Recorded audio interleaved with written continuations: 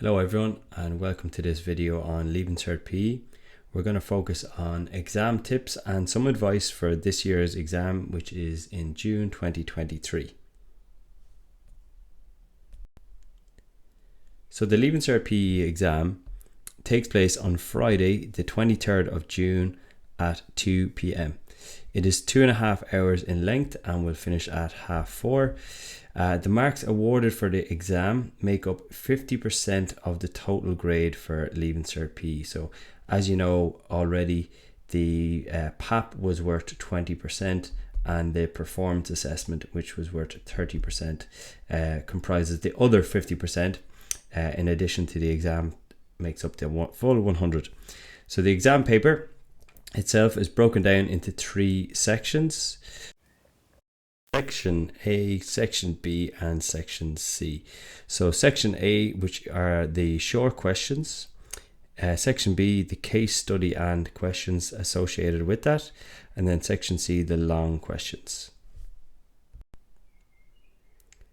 So before we go into each of the 3 sections in the exam, I think it's worthwhile looking at the overall course structure for Leaving Cert PE. So Strand 1, which is called Towards Optimum Performance, is composed of the following 4 topic areas. So topic 1 is learning and improving skill and technique. Topic 2 is physical and psychological demands of performance. Topic 3 is structure, strategies, roles and conventions. And topic 4 is planning for optimum performance. Taking a look then at Strand 2. So the overall name of Strand 2 is called Contemporary Issues in Physical Activity. In Strand 2 are topics 5 to 10. So we have promoting physical activity, ethics and fair play. So topics 1 to 6, which we've looked at so far, is mandatory in every single year. The remaining 4, 2 of those are prescribed each year and 2 are missing from the exam then. So topics 7 and 8 aren't going to be assessed this year in 2023. They are not prescribed this year. However, topics 9 and 10, so gender and physical activity and business and enterprise and physical activity and sport, may be examined in this year's exam. So it is important to understand that before we go into each of the sections for the exam. So section A, as I said before, is composed of the short questions. Okay, and initially in 2020, there was only 10 short questions. Thankfully, this is expanded to 12 and there's a little bit of choice involved. So the requirements for section A are to answer any 10 short questions from 12. Now, if you answer all 12, your best 10 will be used. So they're quite short. They won't take you much longer than 4 to 5 minutes and answer a question. So I would recommend that you do full all 12 questions because then your best 10 will be used and that is worthwhile to do. So number 2 then, so there will be increased open choice in this year's short question section. Okay, so increased open choice. So that is a new directive this year. So that may mean that in a short question, you might have an option of doing certain parts of that question within the one question, if you know what I mean. It may also mean that there is a wider variety of questions from different topic areas than before. So just keep an eye out for that. And that is actually a really good thing to have this year. Some advice with the short questions then. So I really think it's so important to take note of the action verb. So some examples of the action verbs there are identify, explain, you have list, give, you have draw, things like that can be asked. And make sure to provide what is being asked from you. Okay, so if the question says identify, that means you need to name and state a brief fact and provide a distinguishing fact about whatever you're being asked about. So for example, if you're asked a question, identify a fitness test that is used to measure cardiorespiratory endurance, it wouldn't be enough for you to just say the Cooper test or the Bleep test. What you would need to do there is to say the Cooper run. The Cooper run measures cardiorespiratory endurance by calculating the distance covered in 12 minutes. Okay, so you can see the difference between just naming something and then stating a brief fact about it. Similar questions have come up before, asking students to identify a test to measure flexibility. Okay, so it wouldn't be enough to just say the back saver sit and reach. You would need to provide a brief explanation about what the back saver sit and reach is. So be careful with that. Section B is the case study as well as the questions. So you must read and complete the case study section in full. So there's no choice whatsoever in section B. Every student sitting the Leaving Cert PE exam needs to complete section B in full. So you can't skip out any part of it. I would say not to panic if one of your interests doesn't come up here. The information presented may be on an activity that you do not participate in, but small parts of the information presented within the case study will lead to a more general question a lot of the time. Sometimes they can ask you a little bit based on the activity. For example, in a recent year, the case study was based on rowing, and it asks you what specific lever was being used, in particular by the oar in the rowing action. But I wouldn't panic too much, because generally the questions can be quite vague and can be related to any sport. So some things that have come up in the case study are the stage of learning. So what stage of learning is someone when they first pick up rowing or when they first pick up fencing, for example, have been two questions. Levers, so identify levers in action. Psychological preparation, so psychological preparation is used in many sports, so hopefully you've studied that in detail and can relate to that if the question comes up. Energy systems again is in topic 2, and that's mandatory, so you will have covered that. Overtraining, fitness testing, and sponsorship. So even though the case study might come up in tennis, rowing, modern pentathlon, or maybe another sport that wouldn't be widely participated in, the questions are very, very generic, and you should really be able to apply your knowledge to them. So read the information, take on board whatever graphs, figures, paragraphs that are there, but also bear in mind you need to answer the questions that are underneath. Okay, and for a large amount of time you should be able to do that without having a vast knowledge of whatever activity is being asked upon. So section C is based on our long questions then. So for the 2023 Leaving Cert PE exam, candidates must answer 3 out of 5 long questions. So it is a good idea to circle your favorite ones at the start of the exam. So by reading through the full exam, one, it will kind of give you an idea and get the terms flowing in your head, and you might be able to use some questions later in the paper to kind of spark your questions and your answers for questions in the start of the paper. And 2, it just allows you to kind of identify the questions. Oh yeah, okay, I like that question, I'll come back to that later, and put a circle around it. So just bear that in mind. The questions will be wide ranging and we'll cover the full course, so choose wisely. So gone are the days where one question will be just based on one specific topic area.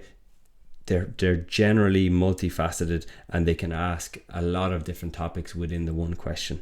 So make sure you read all 5 long questions first before you select what ones you'd like to do. So like I said there, so there may be multiple topics within the one question, so make sure to read the full question, and I would say spend 15 to 20 minutes per question. So on the day of the Leaving Cert PE exam, here are some exam strategies that you might apply. Number 1 being take about 10 minutes to read the paper in full at the beginning. This just allows you to settle down into your seat, relax, be calm, read through the questions, be in no rush, but it also kind of refreshes your memory about some of the key terms associated with Leaving Cert PE, and those key terms you might be able to use across the paper. It also allows us to identify our long questions by reading the paper at the start. I would then say spend approximately 40 minutes on the short questions. So about 3 or 4 minutes per question, give or take. Look, I think if you spend 41 or 42 or 45 minutes on the short questions, you might be able to take off time elsewhere. This is just a rough guide. So about 40 minutes on the short questions to do all 12.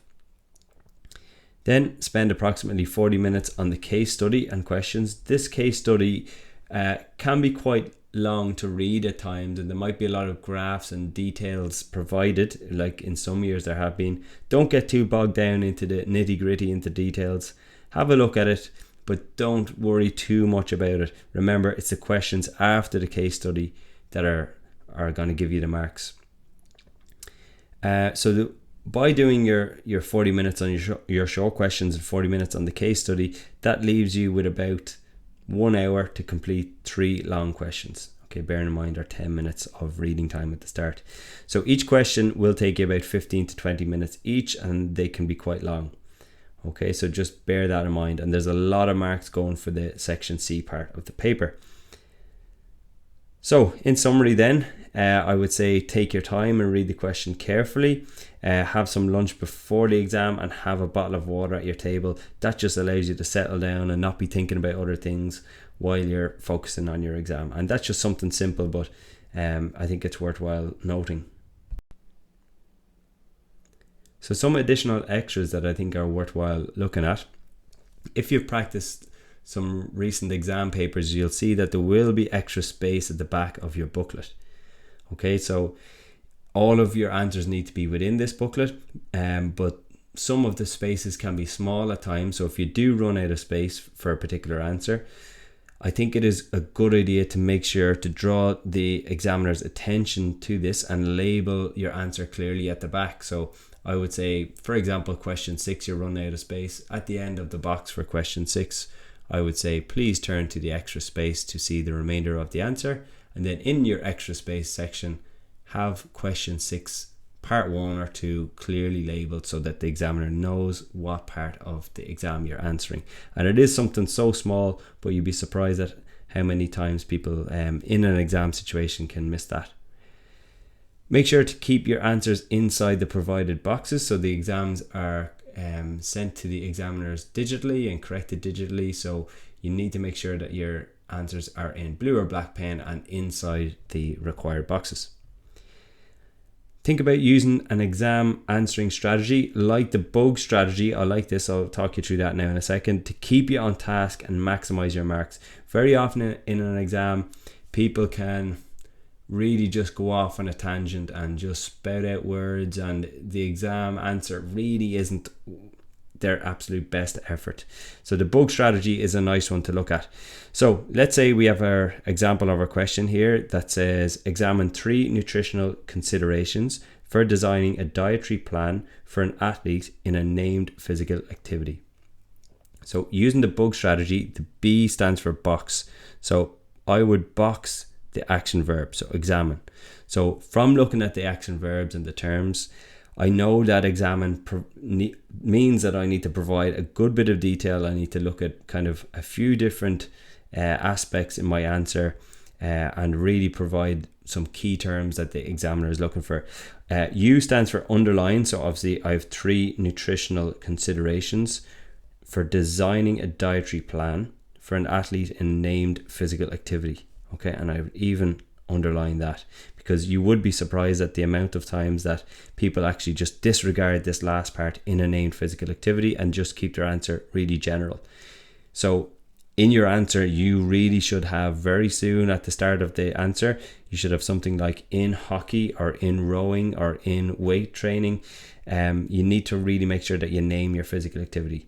Okay, so we've done our box, we've done our underline, and then G then here stands for glance. So as you're writing your exam answer, every couple of lines I would glance back to the question to make sure that you're still on track. So examine 3 nutritional considerations. Okay, so I've written a little bit too much on the first one, so I need to make sure I include my 2 other nutritional considerations. I've named my physical activity, and I need to remember that I'm designing a dietary plan here.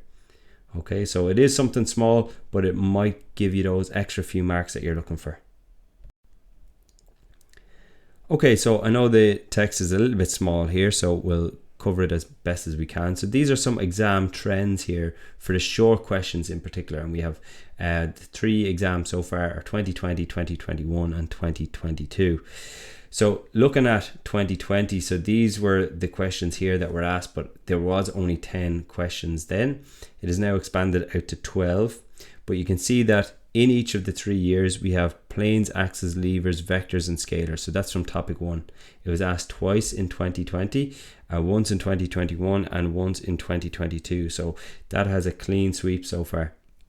Dehydration came up in 2020, hasn't came up since. Fitness testing, so health related fitness and performance related fitness, has been asked as well, all 3 years, a clean sweep there. The role of the coach, feedback, structures and strategies, again, seems to come up quite a lot in our short questions. Benefits of physical activity, people can kind of skip past that, but it is worthwhile studying that. It didn't come up in 2022. That doesn't mean that it isn't coming up in 2023. Quite a common question there. Mental preparation has came up in 2020, but not since then. Anti-doping and banned substances, again, 2 out of the 3 years it has been asked in section A. Adapted physical activity, media and technology. I wouldn't spend too much on this topic as it's in topic 8, and that's not one of your prescribed areas. But sometimes media and technology can be masked in another question. For example, how has media and technology benefited or taken away from the role of the official? So just bear that in mind. We have types of practice, periodization, addressing gender imbalance, which was asked twice in 2021. Ethical practice, so gamesmanship. Sports psychology has come up in the last 2 years. Measuring physical activity, defining a skill performance, developments in physical activity in the last 20 years, energy systems, artistic and aesthetic elements of performance, mass participation events, the role of official. Okay, so as you can see from the short questions, there is a lot of theory that is examined here right across the full specification from topic 1 to topic 10, excluding our 7 and 8 this year, which we don't need to worry about. So there isn't really any shortcut here. There is going to be a wide range of choice, like I said earlier in the video. So it is important to have a full theory knowledge behind you and do some good revision there. Okay, so before we finish up, I'd like to share some general tips for Leaving Cert PE and maybe some ways that we can avoid common pitfalls. So 1, answer the question. So I'm sure a teacher or two might have said this to you down through the years, but it is such simple advice, but there really is a big meaning behind that. In particular, the action verbs need to be looked at. So define, explain, examine. You really need to know what they are. Identify is another one. You really need to know what the examiner is actually asking you for here, and make sure your answer has that. Learn your definitions. So that leads me into our next point. So what is a skill? What is ability? What's the difference between the two? Can you define a skill performance? The list goes on, but there are a lot of definition questions asked in Leaving Cert PE, so make sure you know them. Next is our energy systems. Quite a complex area for some people. It is really heavy on the sports science side of things, and that goes hand in hand with supplements and how some supplements can benefit the energy systems and therefore benefit performance. Planes, axes, levers, vectors and scalars. Quite a new area for a lot of people. This is really heavy in topic 1, and it may be a long time ago that you studied this for the first time, so I would say to go back over them because they do tend to come up every year in some shape or form, whether it's to draw a lever, identify a plane and axis, to give examples of vectors and scalars, or decide if a given quantity is a vector or a scalar, and how did you know that. So I really would spend a good bit of time going back over that. Next one is make sure to provide enough key details in your answers. Strike a balance between providing key terms that the examiner wants to see versus too much unneeded waffle. Again, the bug strategy might help you to stay on task and provide as much key details. Very often the examiner is just looking for some 1 or 2 or 3 key words. Obviously, the longer the question is, the more information you'd need to provide, but try to break up your answer with just some nice key, short, snappy points that the examiner would like to see. And finally, practice exam and mock questions in the lead up to the exam day and use the marking scheme to correct your answers, and they're all available widely online. So in the run up to the exam, I really recommend the materials that are available on ExamRevision.ie. So in the Leaving Cert PE section, there are video tutorials on every single topic that are split down into subcategories. So here you can see one that is on planes, axes and levers. So really handy way to do some revision that you can increase or decrease the speed of the video as well. Next, we have some presentations based on every single topic that can be covered in the Leaving Cert PE curriculum. You have an exam builder if you'd like to try some questions and test yourself. We have some quizzes as well if you'd like to test yourself based on anything that you've learned. So there we go, we have some quizzes. In addition then, really useful, you have some H1 level notes for every single topic. Okay, so really useful there that you can print out or save and access anytime that is suitable for you. So the very best of luck with the exam and your study in the lead up to the exam. Keep an eye out on ExamRevision's socials for our live revision courses that are coming up quite soon. And once again, the very best of luck to you.